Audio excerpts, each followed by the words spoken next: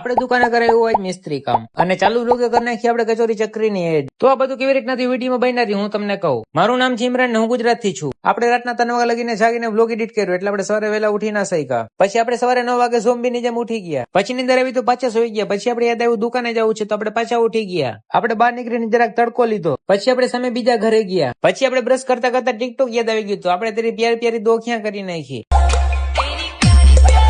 પછી આપણે હીરોની જેમ તૈયાર થઈને થઈ ગયા દુકાન ભેગી ના. રસ્તામાં આપણી મુલાકાત થઈ ગઈ અલ્લુ અર્જુન હારે જે વાહે ખંજવારતો હતો. પછી આપણે દુકાને ભેગા તો સેટ પીછી મારતો હતો. પછી આપણે સલામ કર્યું. પછી આપણે આપણા હથિયાર કાઢ્યા. પછી આપણે અંદરનો હલ્ક જાગી ગયો તો આપણે લાદ્યું ઘઈ ઘઈને વારી નાખી. પછી તમારા ભાઈ નગરપાલિકાને જાગૃત કરી. એ બધું કર્યું તો આપણી દુકાને મિસ્ત્રી આવી ગયા. કેમ કે આપણી દુકાનમાં જરાક ફેરફાર કરાવો હતો. મિસ્ત્રીએ કામ ચાલુ કર્યું તો આપણે આવી ગયો એડ શૂટ કરવા માટેનો ફોન. તો આપણે નીકળી ગયા એડ બનાવવા માટે. આપણે પહોંચીને પેલે સ્ક્રિપ્ટ લખી. પછી આપણે સ્ક્રિપ્ટ પાકી કરી. પછી આપણે લાગી ગયા એડ શૂટ કરવામાં. પછી એવી આપણી ખમડિયાની દબંગ. આને જોઈને બધી ગાડી ગાયબ થઈ ગઈ. આ દબંગ તો આપણો ફોલોવર હતો જે આપણે બધા વિડીયો જોઈ છે.